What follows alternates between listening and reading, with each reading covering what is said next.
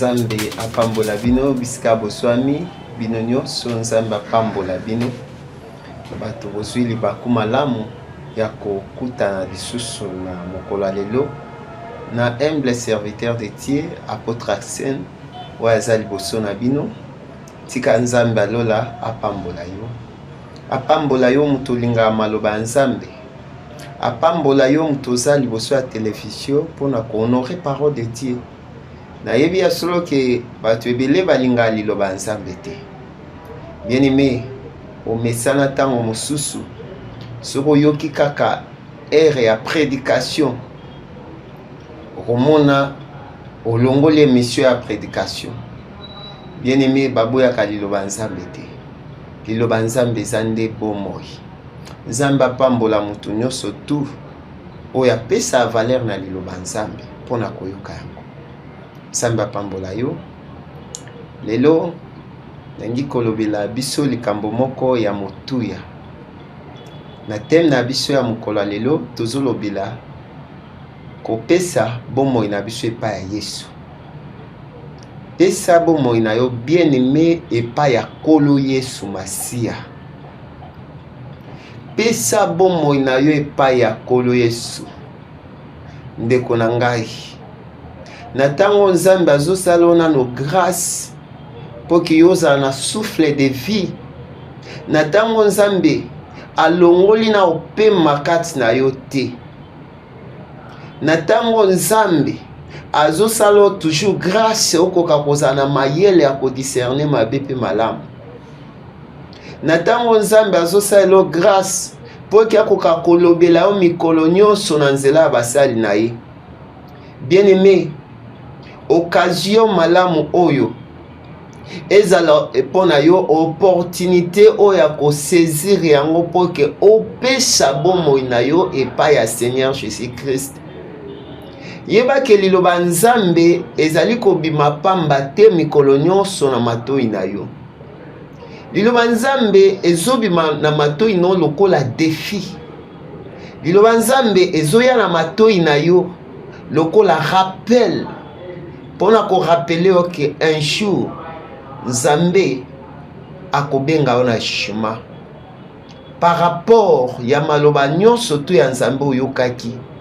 Soki otiaki yango na mosala, Nzambe akorekopasi yo mpe akobenir yo.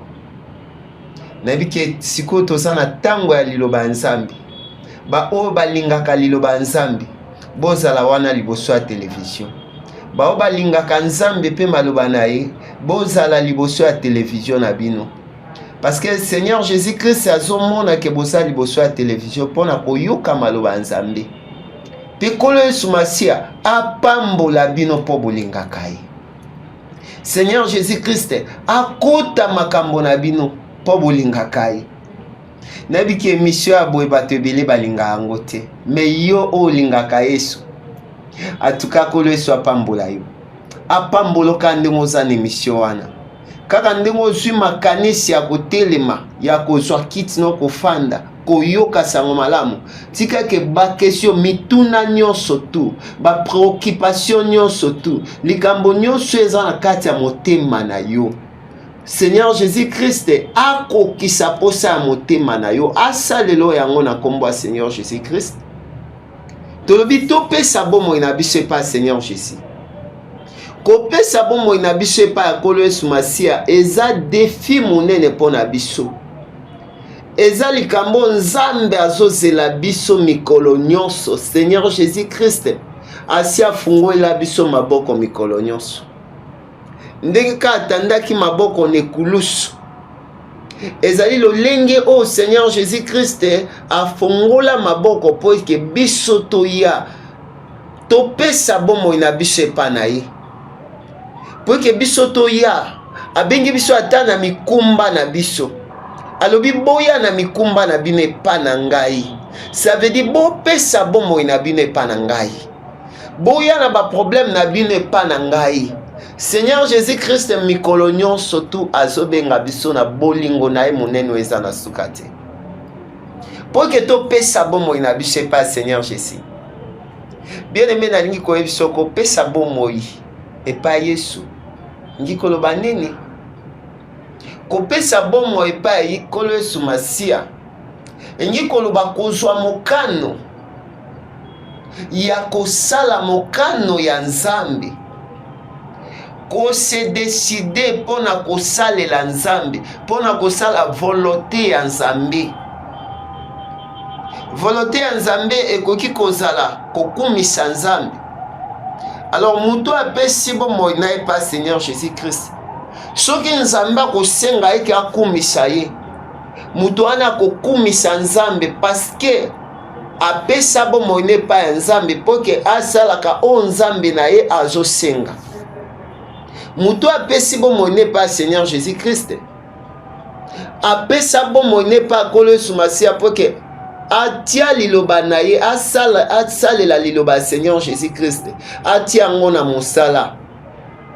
Mutu apesa bomo na epa Seigneur Jésus-Christ, soki Nkolo Yesu akoki kosenga ye ke asambela, akosala yango parce que ye apesi bomo na epa Seigneur Jésus-Christ po ke asambelaka ye. Mutu wana okomona ye amipesa na losambo, parce que yebi ke Nkolo na ye aza na posa ke asambelaka ye mikolo nyonso.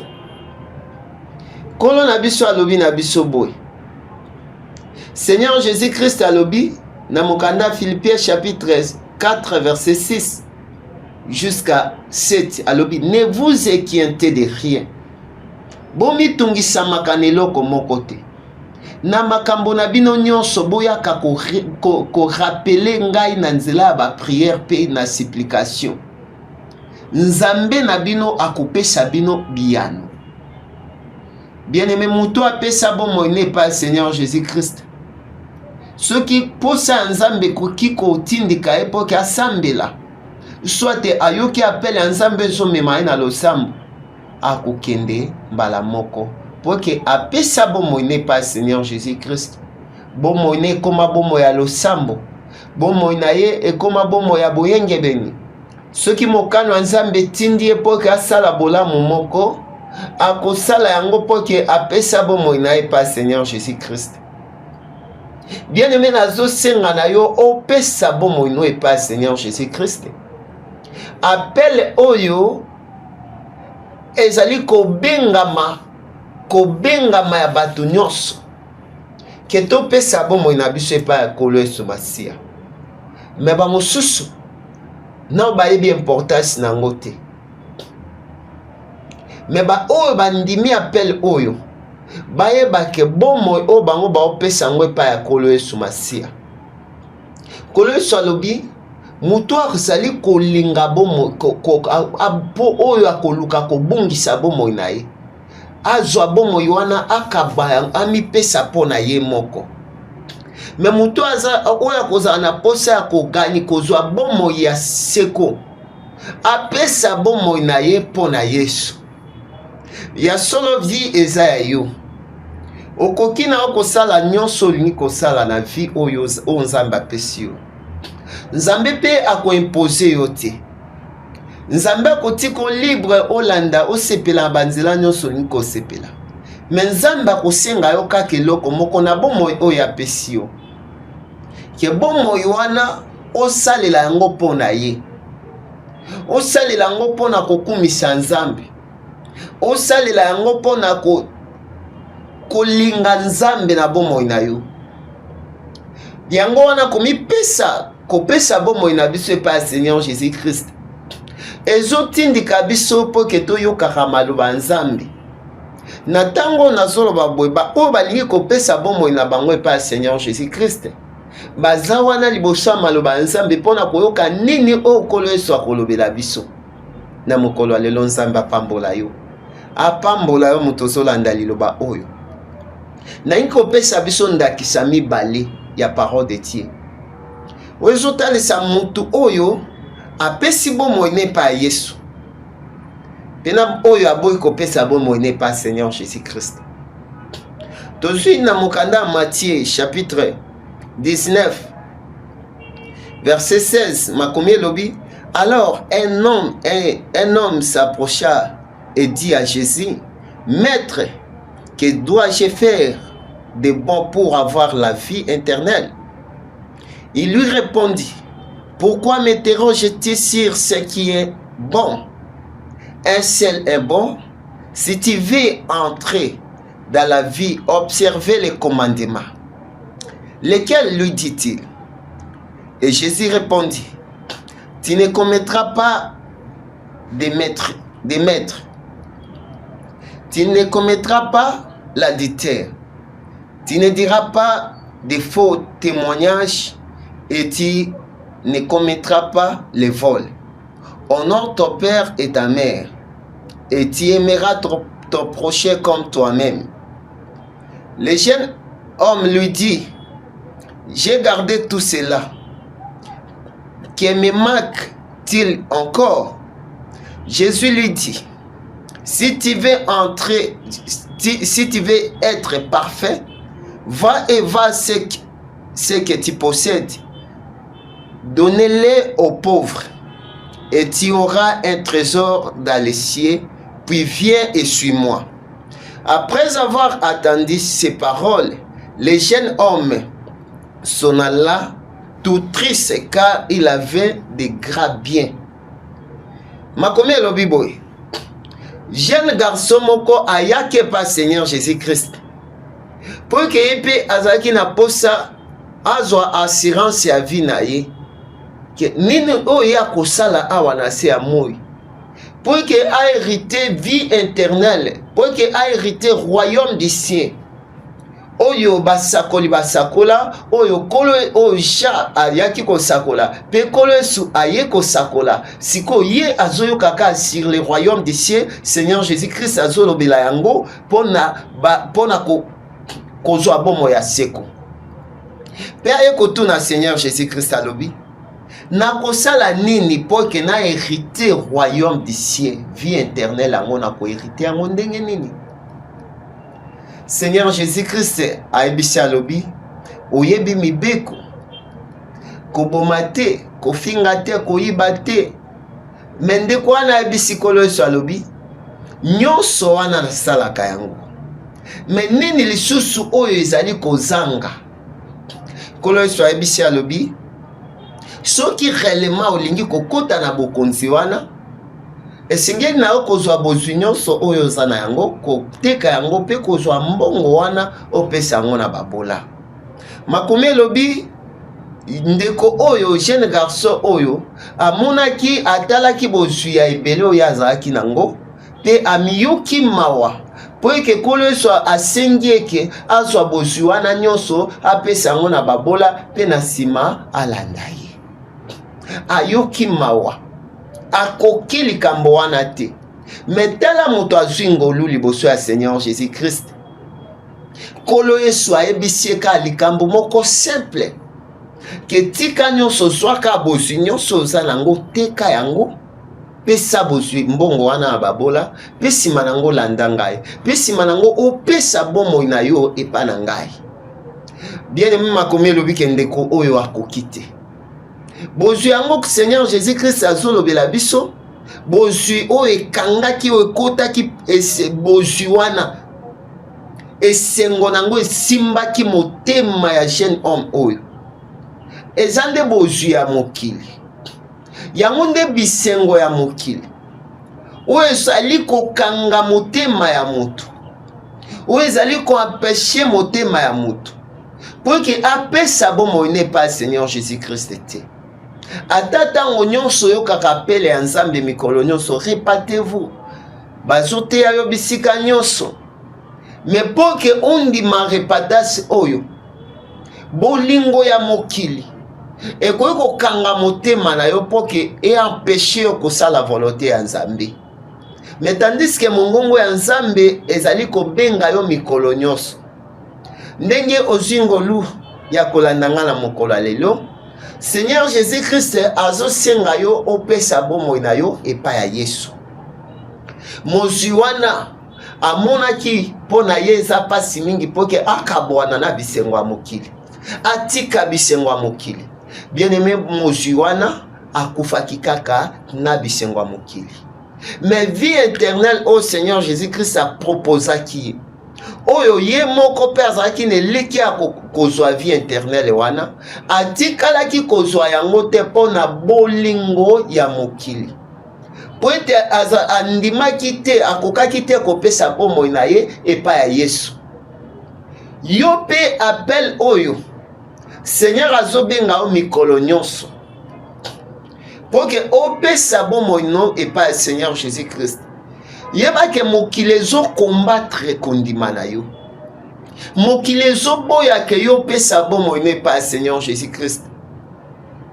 Mais nazoyebi biso ya solo lelo oyo mozwi wana aza liso na bomoi te, akufa bozwi nini nyonso atikaki yango, bozwi oyo akanisaki ekozala mpo na ye internellement atikaki yango. Mais vie éternelle au Seigneur Jésus Christ déjà aprometaki eke asala kaka posa ya Yesu bongo kolo Yesu akopesa ye bomoi ya seko azangaki yango mpona bisengo ya mokili. Ndeko na ngai, mpona bisengo ya mokili okozanga vie internelle parce que ozoyoka mongongo ya Nzambe mikolo nyonso. Nzambe azobenga yo mikolo nyonso ndenge abengai mozwi oyo, mais à cause ya bolingo ya mokili eza ko apeshe yo kopesa motema no epai ya Seigneur Jésus. Pesa bomoi no epai ya Nkolo Yesu. Nayi kote ya bino ndakisa ya mibale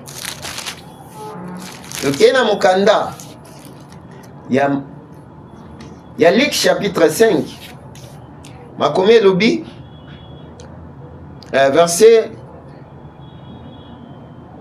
verset 3 jusqu'à 7.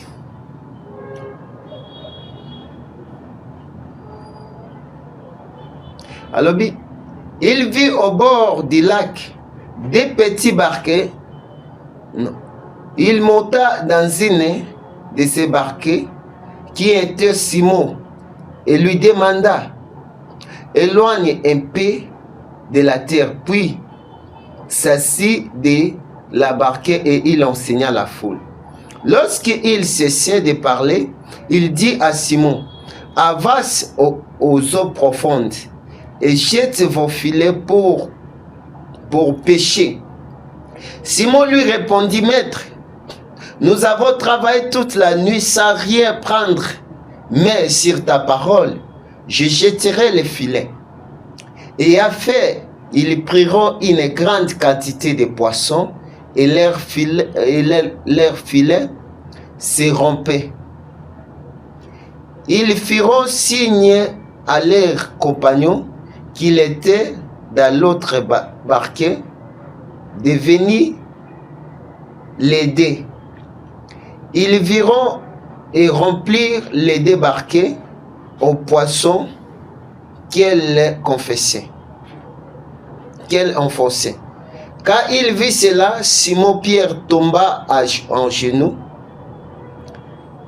de Jésus et dit: Seigneur, éloigne-toi de moi parce que je suis un homme pécheur. Car la frayeur l'avait saisi, lui et tout ce qu'il était avec lui, à cause de la pêche qu'il avait faite. Et il était de même de Jacques et de Jean, fils de Zébédée, les associés de Simon. Et Jésus dit à Simon: sois sa crête, désormais tu seras pêcheur d'hommes. Alors il ramassera les barquets et la laissera tout et les suivront. Makomi lobete awa pe na touru ya Pierre. Pierre a péché qui butu mobimba a sué le côté. Mais par la grâce de Dieu, Seigneur Jésus-Christ a écolé kananzela na ye. Nanzela ya boato ya Pierre. Pe Pierre a ebisi Pierre péché boaka monyama na mosindo. Pe tango Pierre a ebisi alobi lokola yo lobi bongo. Malgré butu mobimba to péché to su eloko te. Mais nandimi nanzela maloba nona sala oyo lobi. Pierre a boaka ki filet et Pierre a joa ki mbisi ebele. na nsima ya kozwa mbisi bozwi oyo Nkolo Yesu Masiya apesaki ye. Nkolo Yesu ayebisi alobi kobanga eloko te. Kobanda lelo nalingi kokomisa yo molobi ya bato. Makomi elobi Pierre na baninga na ye nyonso na Jean na Jacques basundolaki bozwi nyonso oyo mpe balobi tolanda Yesu. Bien-aimé, balobi topesa bomoi na biso epa na ye. Mais tala mozwi azwaki ka les mêmes opportunités oyo Pierre pe azwaki. Mais mozwi wana akokaki kosaisir opportunité na ye te, parce que amonaki bozwi ya mokili lokola ekozala internel mpo na ye. Mais Pierre amonaki occasion, atalaki nano ngolu oyo azwi ya kobengama epai ya Nkolo Yesu.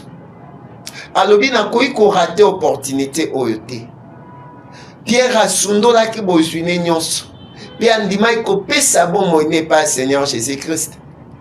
Lelo Pierre azali parmi ba héros ya foi, azali référence monene mpe azali na promesse monene.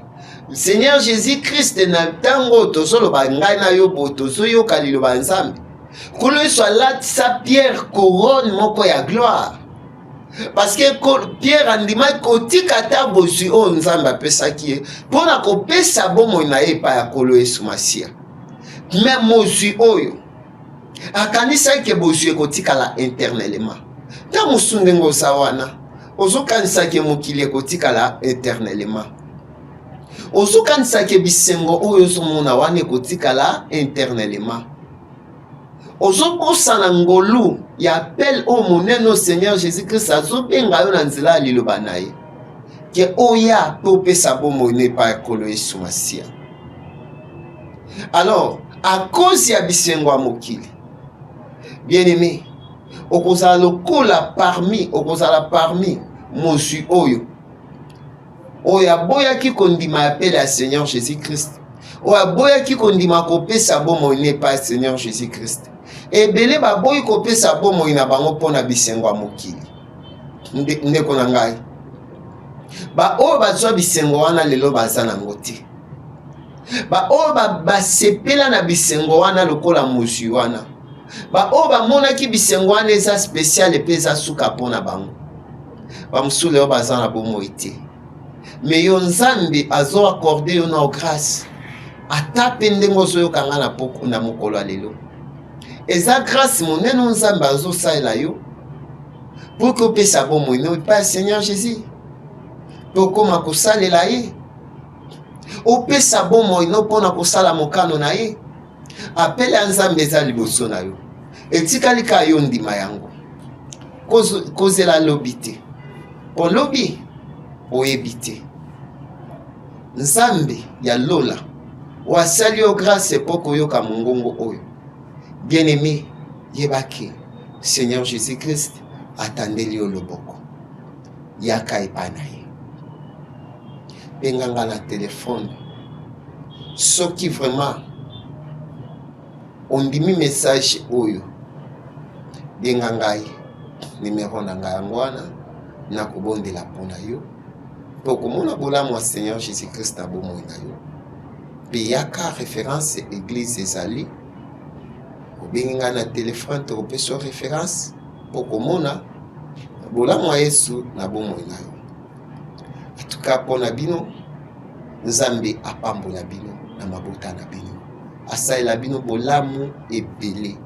Baprogramme nyonso eza wana, tosengaki mpe tozosenga mpe lisungi na bandeko ebele bao bakoki kocontribue mpona avancement ya œuvre de Dieu. Bisika ozali, benga ngai, bolingo ya Nzambe koakompagne bomoi na yo mpo ke yo olakisi ye mpe bolingo. Seigneur Jésus-Christ apambola yo. Merci.